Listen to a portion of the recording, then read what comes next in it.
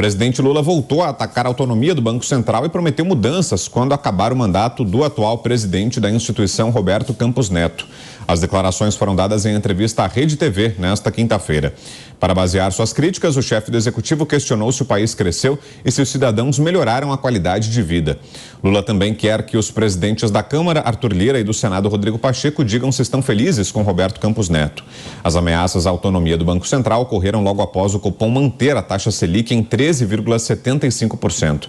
Nessa mesma entrevista, apesar de ter dito durante a campanha eleitoral que não tinha a intenção de se candidatar novamente, Lula já falou em disputar a reeleição em 2026. Thiago Pavinato, começa com você, Pavi. O Lula Duval, né, ele falou que não ia mexer na autonomia, agora vai, que não vai concorrer, agora vai. A gente precisa parar com essa mania imbecil que muita gente tem, que é acreditar em político. Você acredita em político? Azar, sinto muito, I'm so sorry. O teu político votou para quem na Câmara Federal, o seu deputado federal? Porque o Lira, ele teve 464 votos, um recorde na história da Câmara. Você votou num candidato que foi eleito deputado para mudar tudo e elegeu o Lira. Tá lá, ó, Senado, você votou em quem? O Pacheco foi reeleito. Você não queria o Pacheco, então ele tá te representando bem. Ou seja, o teu político mentiu para você. Agora, o Lula, ele é uma metralhadora, uma metranca de mentira, que é uma coisa nunca antes vista na história desse país. O Lula, ele não espera o corpo do defunto esquentar para colocar minissaia, minha gente. O Lula, ele fala hoje uma coisa, amanhã ele fala outra.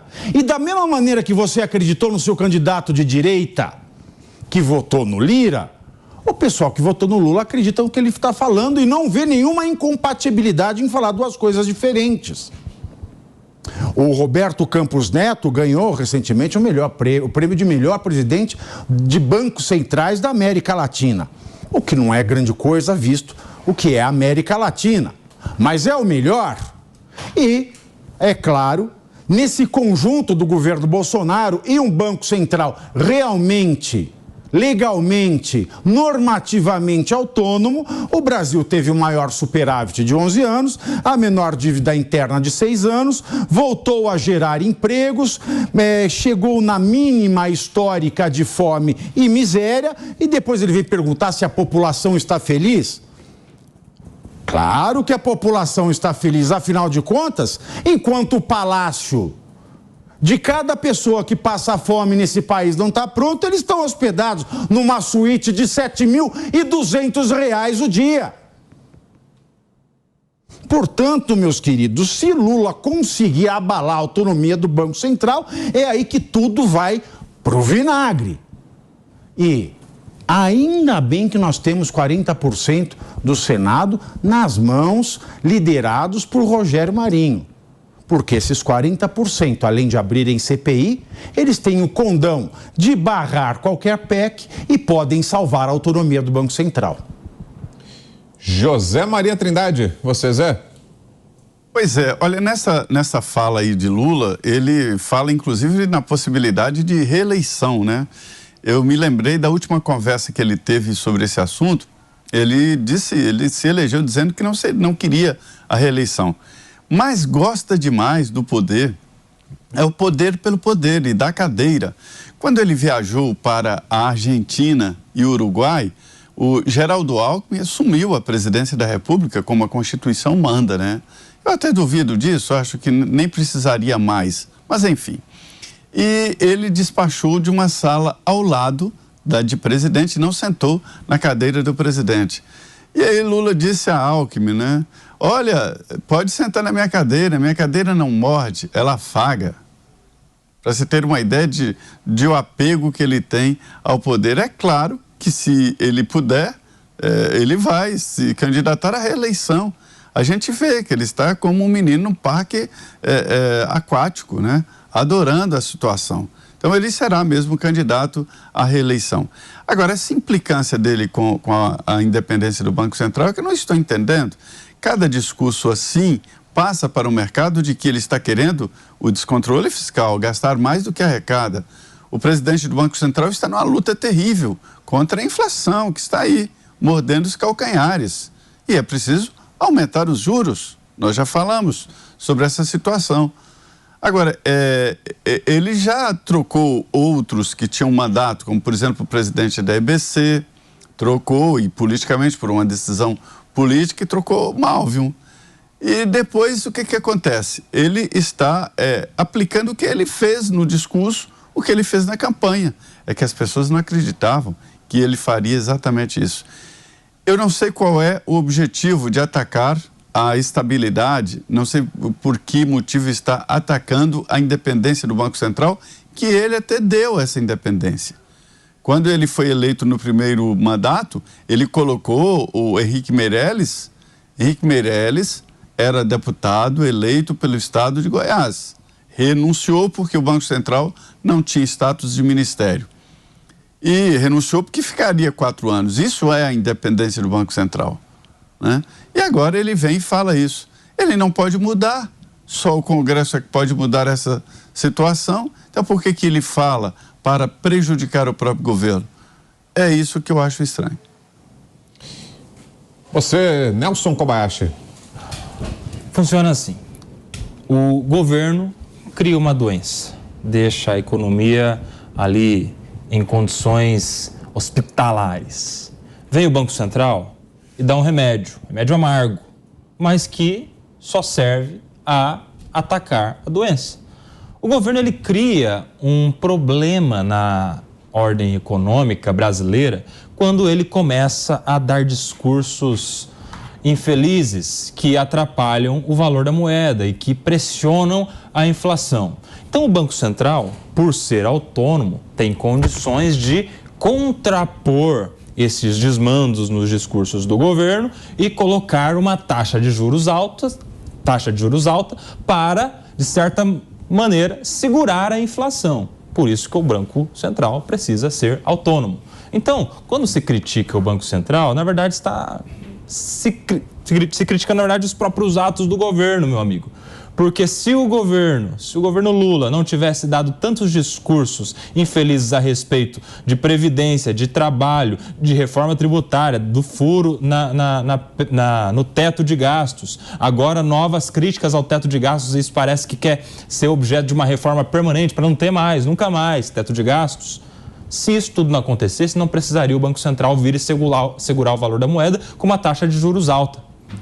E mais, quando o presidente Lula ele critica a autonomia do Banco Central, ele quer, claro, tirar a autonomia para ter poder, gerência, condições de determinar, por exemplo, a taxa de juros. Aí você imagina o cenário que pode acontecer. Chega perto das próximas eleições, ele já falou que pode ser um candidato à reeleição. Como o Zé Maria falou, isso é uma possibilidade cada vez maior, porque o poder vai animando para o poder. Chega perto das próximas eleições, ele, na canetada, sem que o Banco Central tenha a sua autonomia, diminui a taxa de juros e ele coloca a taxa de juros lá embaixo, ou seja, diminui o valor da moeda. Ele chega para o povão e fala o seguinte: se você quiser pegar dinheiro emprestado, fazer um financiamento, financiar a sua casa, o seu carro, o seu estudo, a sua reforma, tudo, você vai lá no banco que o juros está baixinho. Você faz um financiamento de alguns anos e ótimo. Isso é uma medida a curto prazo extremamente popular, porque você que está me ouvindo sabe que seria ótimo, né? Uma ótima ideia é trocar de carro. Uma ótima ideia é comprar uma casa. O juros está baixo, vamos financiar. A curto prazo isso é ótimo, mas a médio e longo prazo, como o dinheiro está fácil e os juros é o aluguel que se paga pelo uso do dinheiro, o dinheiro está mais barato. O que vai acontecer? Vai ter perda do valor de compra. E aquilo que você comprava com R$100, você vai ter que gastar 200. E aquilo que você gastava com 200, vai ter que gastar 400 e assim por diante. Isso desvaloriza a moeda nacional, cria uma inflação, atrapalha as relações internacionais. Vejamos, por exemplo, a Argentina, que teve aí 90 e poucos % de inflação só em 2022 e agora está pedindo socorro para todo mundo. Então, a curtíssimo prazo, para fins eleitoreiros, seria ótimo o Banco Central estar na mão do governo Lula. Mas, para uma estabilidade na economia, sem inflação, com condições de segurança econômica para investimento e geração de emprego e desenvolvimento da indústria, do comércio, dos serviços nacionais, a gente precisa ter um Banco Central autônomo que se coloque contra os desmandos do governo, segurando o valor da nossa moeda. E você, Roberto Mota, que achou, Mota, dessas declarações do presidente? A autonomia do Banco Central é uma coisa horrorosa para os políticos. Para os cidadãos, pode ser muito boa, especialmente quando o presidente é bom.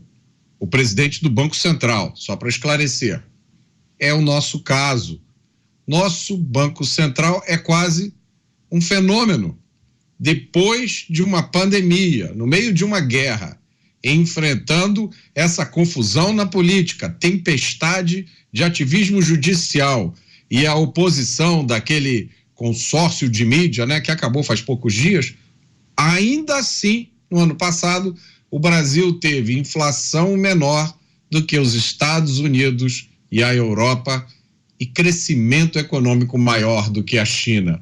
Para você que está se sentindo mal, deprimido com essas notícias de hoje, com tudo que tem acontecendo no Brasil, repita isso para você. No ano passado, o Brasil teve inflação menor do que os Estados Unidos e a Europa e cresceu mais do que a China. É possível, sim, quando se tem as ideias certas, quando se tem as intenções certas. Roberto Campos Neto, o presidente do Banco Central, ele já deveria ter recebido medalhas, homenagens, talvez até já ter sido convidado para permanecer mais um mandato. Ao invés disso, ele está ouvindo esta conversa de acabar com a autonomia do Banco Central. Essa história explica tudo o que vocês precisam saber sobre a diferença entre políticos e estadistas.